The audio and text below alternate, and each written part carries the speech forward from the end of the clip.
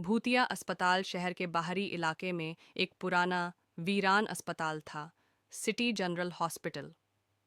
कोई नहीं जानता था कि यह कब बंद हुआ, लेकिन लोगों का कहना था कि वहाँ अजीब चीज़ें होती हैं। रात में वहाँ से चीखने की आवाज़ें आती थीं, कभी-कभी खिड़कियों से सफ़ेद साया गुजरता दिखता था। लोग कहते थे कि यहाँ कई आत्माएं भटक रही हैं, जिनकी मौत रहस्यमयी तरीके से हुई थी। रात का साहसिक फैसला, सुजल, सुमित, सोनाली और नेहा, चार दोस्त जो हॉरर स्टोरीज और एडवेंचर के शौकीन थे, उन्होंने फैसला किया कि वे अस्पताल में जाकर भूतों की कहानियों की सच्चाई का पता लगाएंगे।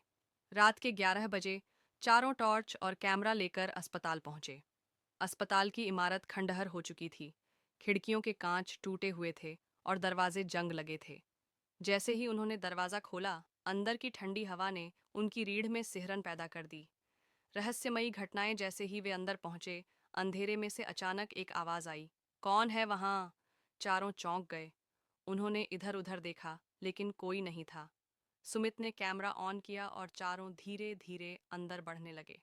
ऑपरेशन थिएटर, मरीजों के कमरे और लॉबी सब सुनसान थे।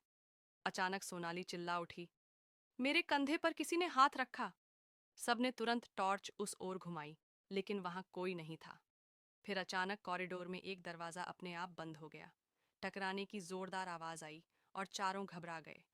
भूत का सामना वे भागने ही वाले थे कि अचानक नेहा ने देखा कि एक मरीज की पुरानी फाइल जमीन पर पड़ी थी। उस पर लिखा था, डॉ आनंद मेहरा, मौत 17 अगस्त 1995। उसी समय ऑपरेशन थिएटर की लाइट जल गई और वहां सफेद कोट में एक डॉक्टर खड़ा दिखा। उसकी आंखें गहरी काली थीं और चेहरा पीला था। तुम लोग यहाँ क्यों आए हो? भूतिया डॉक्टर की आवाज गूंजी। चारों कांप उठे। सुजल ने हिम्मत जुटाकर पूछा, आप कौन हैं? मैं डॉक्टर आनंद मेहरा। इस अस्पताल में मेरी आत्मा कैद है। चारों की आंखें फैल गईं। डॉक्टर ने आगे बताया कि 1995 में अस्पताल में एक खतरनाक प्रयोग किया गया था, जिसमें कई मरीजों की मौत हो गई थी। जब डॉक्टर ने इसका विरोध किया, तो उसे भी मारकर यहीं दफना दिया गया। भागने की कोशिश, चारों को एहसास हुआ कि वे बहुत बड़ी मुसीबत में फंस चुके हैं। उन्होंने भागने की कोशिश की, लेकिन अस्पताल के दरवाजे अपने आप बंद हो गए। सोनाली ने हिम्मत करके डॉक्टर से पूछा, आपकी आत्मा को शांति कैसे मिलेगी? डॉक्टर ने कहा, इस अस्पताल की सच्चाई दुनिया के सामने लानी होगी, तभी मैं मुक्त हो सकूंगा। सुजल ने जल्दी से अपनी कैमरा रिकॉर्डिंग चेक की। उसमें डॉक्टर की पूरी कहानी रिकॉर्ड हो चुकी थी। जैसे ही उन्होंने डॉक्टर को उसकी कहानी बताने का वादा किया, दरवाज़ा अपने आप खुल गया।